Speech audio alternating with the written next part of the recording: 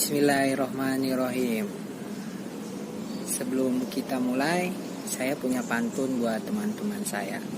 Oke, bibir dikulum punya po alime. Assalamualaikum semuanya.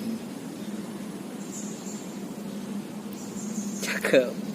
Terima kasih buat yang jawab ya. Dan semoga kita yang menonton video ini dan menyaksikan kelompok kami diberikan kesehatan, diberikan keimanan yang kuat untuk menjalani hidup ini. Oke, kami dari kelompok 4 ingin mempresentasikan mata kuliah matematika yang materinya tentang penyajian data kelompok ke dalam bentuk tabel distribusi frekuensi dan bentuk diagram. Oke, sebelum kita memahami materinya ini dan saya akan mempresentasikan, sebelumnya saya akan memperkenalkan teman-teman saya. Yang pertama dari saya sebagai moderator bernama Syahrul Jaman, dan yang kedua teman saya atas nama Siti Mariam, yang ketiga Kori Hairunisa, dan yang keempat Ayu Sofiani. Oke, untuk mempersingkat waktu, kita langsung ke dalam materinya ya. Nah, sebelum kita ke materinya juga, di sini ada pembahasannya dulu, poin-poinnya ya. Yang pertama, poin pertama itu pengertian data berkelompok dan tabel distribusi frekuensi. Poin kedua, istilah dalam tabel distribusi frekuensi. Poin ketiga, teknik penyusun data ke dalam bentuk tabel distribusi frekuensi. Poin keempat, macam-macam tabel distribusi frekuensi. Dan yang terakhir, poin terakhir, penyajian data berkelompok ke dalam bentuk diagram. Oke. Semuanya mohon disimak dengan baik dan dipahami juga.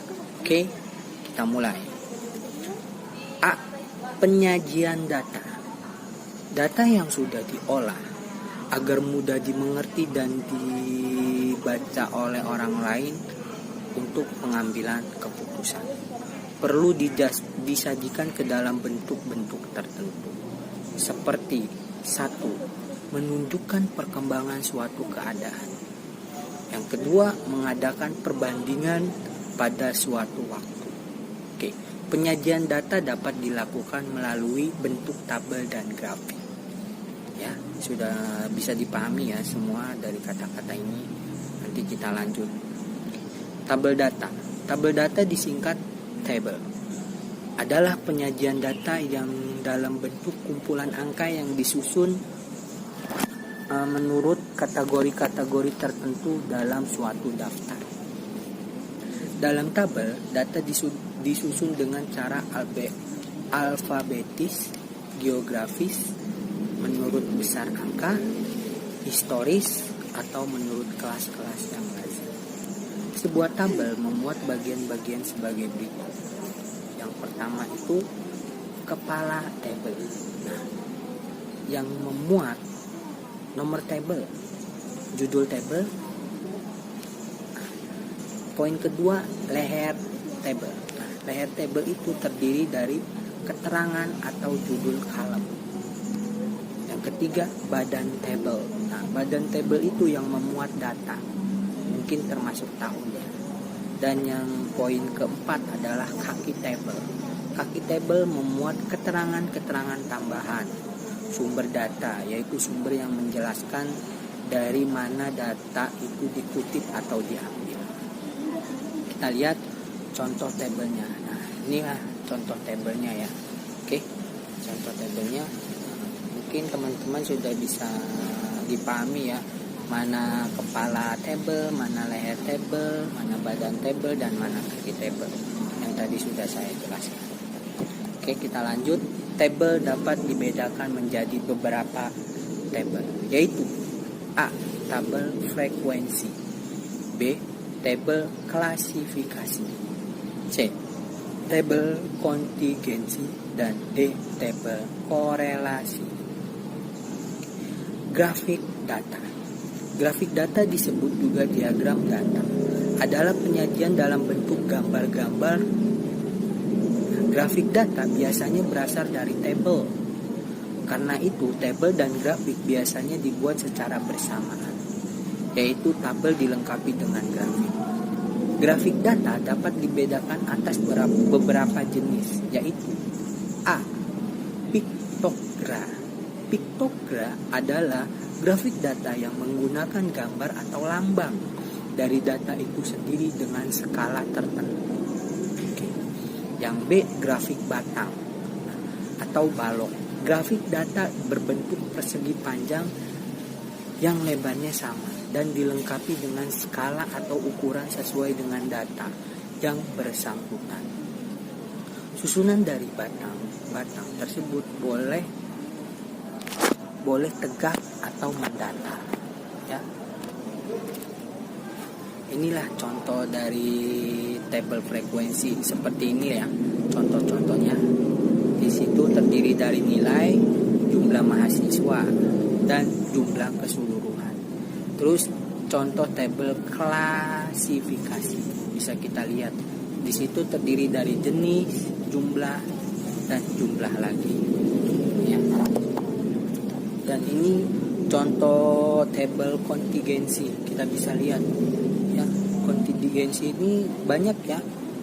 Terdiri dari tahun, OPEC, Uni Soviet, dunia, jumlah, dan jumlah ini rada memanjang gitu ya, persegi panjang. Sama juga dengan contoh tabel korelasi, hampir sama dengan tabel kontingensi ya. Nah, ini contoh grafik batang atau balok.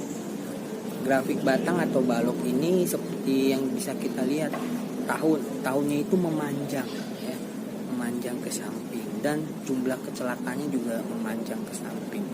Ya, bedalah dengan grafik ini, namanya juga grafik batang. Oke, kita lanjut. Assalamualaikum warahmatullahi wabarakatuh. Diagram lingkaran. Grafik data berupa lingkaran yang telah dibagi menjadi jaring-jaring sesuai dengan data tersebut. Bagian-bagian dari keseluruhan data tersebut dinyatakan dalam persen. Untuk membuat grafik lingkaran biasanya dipakai dua cara, yaitu 1. Membagi keliling lingkaran menurut data-data yang ada. 2. Membagi lingkaran menurut data yang ada dengan menggunakan busur derajat. Contoh, grafik lingkaran menurut laporan Kepala Sekolah SMA X dari 300 lulusannya tahun 1994 tercatat sebagai berikut. 1. 180 orang diterima kuliah di perguruan tinggi negeri. 2. 60 orang diterima kuliah di perguruan tinggi swasta. 3. 40 orang kerja di kantor-kantor. 4. Sisanya masih menganggur. Untuk mencari besar sudut tiap-tiap juring atau persen, caranya sebagai berikut. 1. Sudut untuk kuliah di perguruan tinggi negeri sama dengan 180 per 300 dikali 3.600 sama dengan 2.160 sama dengan 180 per 300 dikali 100% sama dengan 60%. 2. Sudut untuk kuliah di perguruan tinggi swasta sama dengan 60 per 300 dikali 3.600 sama dengan 720 sama dengan 60 per 300 dikali 100% sama dengan 20%. 3. Sudut untuk yang bekerja sama dengan 40 per 300 dikali 360 derajat sama dengan 48 derajat sama dengan 40 per 300 dikali 100% sama dengan 13,33%. 4. Sudut untuk yang menganggur sama dengan 20 per 300 dikali 360% sama dengan 24% sama dengan 20 per 300 dikali 100% sama dengan 6,67%. B. Distribusi frekuensi. A. Pengertian distribusi frekuensi. Suatu penilaian yang masih berupa data acak atau data mentah dapat dibuat menjadi data yang berkelompok, yaitu data yang telah disusun ke dalam kelas-kelas tertentu.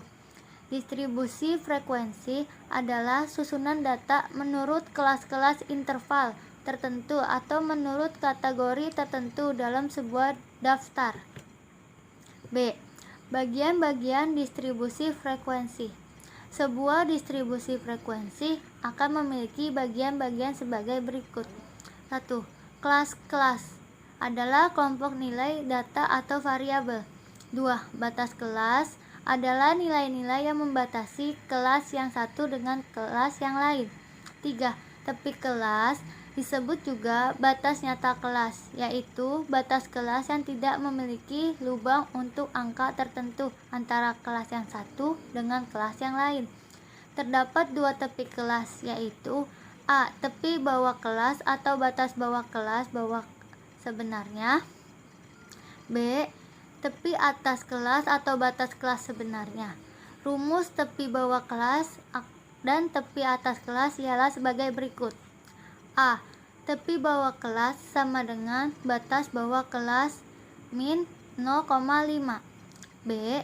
Tepi atas kelas sama dengan batas atas kelas plus 0,5. 4.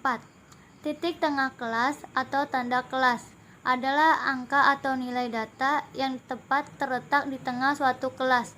Merupakan nilai data yang tepat terletak di tengah suatu kelas. Titik tengah kelas merupakan nilai yang mewakili kelasnya.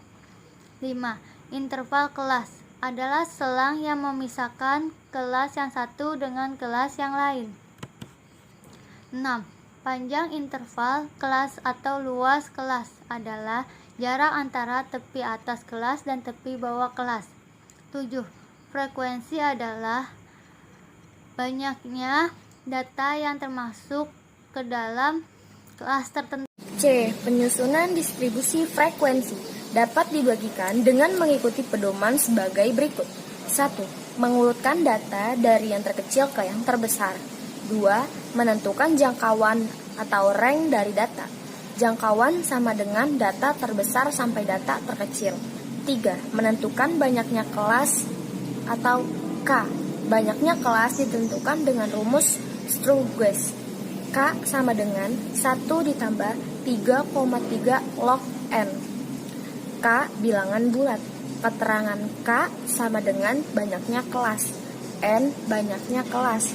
Hasilnya dibulatkan, biasanya ke atas. 4. Menentukan panjang interval kelas. Jangkauan dengan rumus R. Panjang interval kelas dengan rumus I. Kebanyakan kelas K. 5. Menentukan batas bawah kelas. Pertama, biasanya dipilih dari data terkecil atau data terkecil yang berasal dari pengelolaan jangkauan atau data yang lebih kecil dari data terkecil, dan selisihnya harus kurang dari panjang interval kelasnya. 6. Menuliskan frekuensi kelas secara melodi dalam kolom terus atau tally atau sistem lurus sesuai banyak datanya. Beberapa catatan tentang penyusunan distribusi frekuensi terdiri dari 1. Pada pembuatan distribusi frekuensi perlu dijaga jangan sampai ada data yang tidak dimasukkan ke dalam atau ada data yang harus masuk ke dalam dua kelas yang berbeda. Kedua, titik tengah diusahakan bilangan bulat atau tidak pecahan. 3. Nilai frekuensi diusahakan tidak ada yang 0. 4. Dalam menentukan banyaknya kelas atau K diusahakan A. Tidak terlalu sedikit sehingga pola kelompok kabur. B. Banyaknya kelas berkisar 5-15 buah. C. Jika jangkauan terlalu besar, maka banyaknya kelas antara 10-20. 5. Cara dalam menentukan banyaknya kelas adalah A. Memilih atau menetapkannya sesuai dengan kebutuhan yang diinginkan. B. menggunakan rumus. Rumusnya R. K sama dengan plus 1 I. Keterangan R sama dengan jangkauan, I sama dengan panjangnya interval kelas. Contoh soal. Dari banyaknya pengukuran diameter pipa yang dibuat oleh sebuah mesin atau dalam milimeter terdekat, diperoleh data sebagai berikut. Sebagai data yang ada di sini. Buatlah distribusi dari data tersebut. Bagaimana penyelesaiannya? Penyelesaiannya A. Kita urutkan data-data tersebut. B. Jangkauan atau R dari data semua ini sama dengan angka 82 sampai 65 sama dengan 17. C. Banyaknya kelas atau rumus K adalah K sama dengan 1 ditambah 3,3 log 40 sama dengan 1 per 5,3 sama dengan 6,3 sama dengan 6.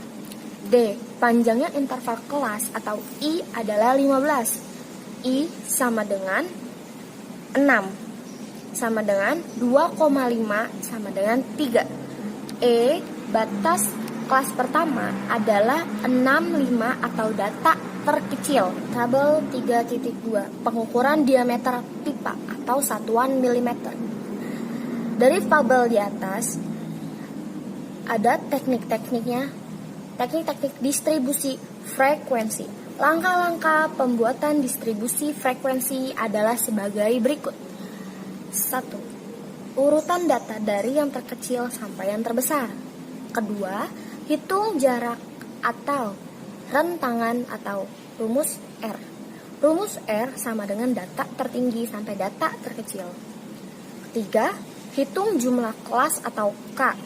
Rumus K sama dengan 1 ditambah 3,3 log N, di mana N sama dengan jumlah data. Keempat, hitung panjang kelas interval atau P. Rumus P, rentangan atau R, atau jumlah kelas dalam kurung K. Tentukan batas data terendah. Dilanjutkan dengan menghitung kelas interval dengan cara penjumlahan tepi bawah kelas ditambah dengan panjang kelas atau P, dan hasilnya dikurangi 1 sampai pada data terakhir. Buatlah tabel sementara atau tabulasi dengan cara menghitung satu demi satu sesuai dengan urutan interval kelas. D. Macam-macam distribusi frekuensi. Macam-macam distribusi frekuensi terdiri dari 2, yaitu distribusi frekuensi kategori dan distribusi frekuensi numerik. A.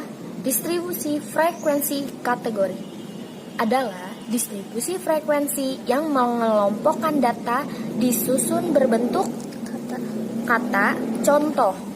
Contohnya, tabel perbandingan jumlah perokok, data fiktif, seperti yang ada di atas ini.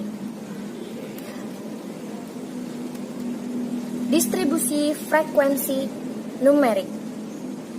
Distribusi frekuensi numerik adalah distribusi penyatuan kelas-kelasnya atau disusun secara interval didasarkan pada angka-angka contoh tabel distribusi frekuensi nilai statistika atau data fiktif seperti yang ada di atas ini.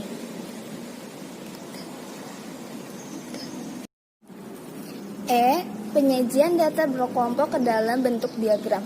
Seringkali untuk keperluan analisis, selain dibuat tabel distribusi frekuensi relatif dan kumulatif, data disajikan dalam bentuk grafik. Grafik yang berupa gambar pada umumnya lebih mudah ditangkap dan diambil kesimpulan secara cepat daripada tabel. Histogram. Grafik histogram atau histogram frekuensi merupakan suatu grafik segi empat yang dibentuk di atas absis yang menggunakan batas bawah nyata dan batas atas nyata yang berhimpit-himpit. Rahman Usman Fatur 2003.253. Diagram batang digunakan untuk lebih memahami persoalan secara visual. Dalam diagram batang, lebar batang diambil dari selang kelas distribusi frekuensinya, sedangkan frekuensi masing-masing kelas ditunjukkan oleh tinggi batang.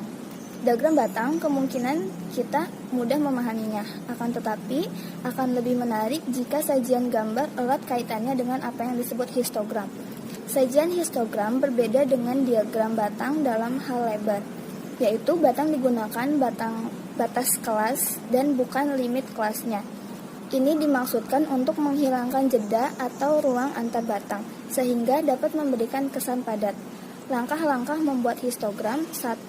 Buatlah absis atau sumbu mendatar X menyatakan nilai dan koordinat dalam kurung sumbu tegak Y menyatakan frekuensi.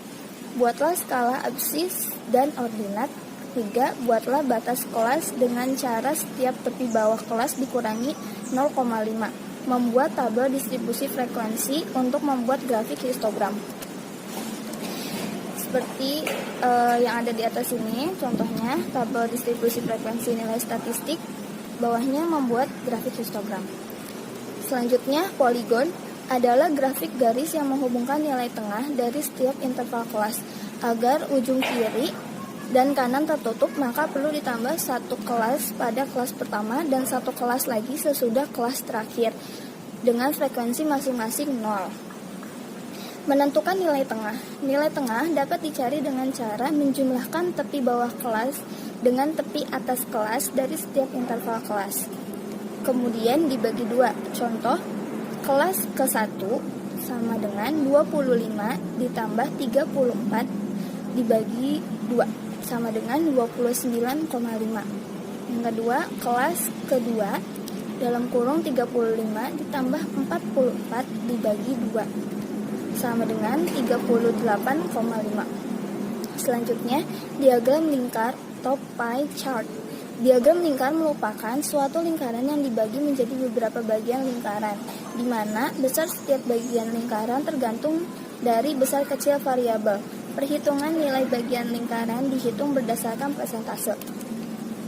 Langkah-langkah membuat diagram pie antara lain: rumusnya sama dengan tutup kurung garis miring TFI dikali 100%, di mana sama dengan adalah persentase bagian lingkaran frekuensi kelas ke I. TF sama dengan total frekuensi. Contoh, sama dengan 6 orang, kelas sama dengan 6 orang, TF sama dengan 65.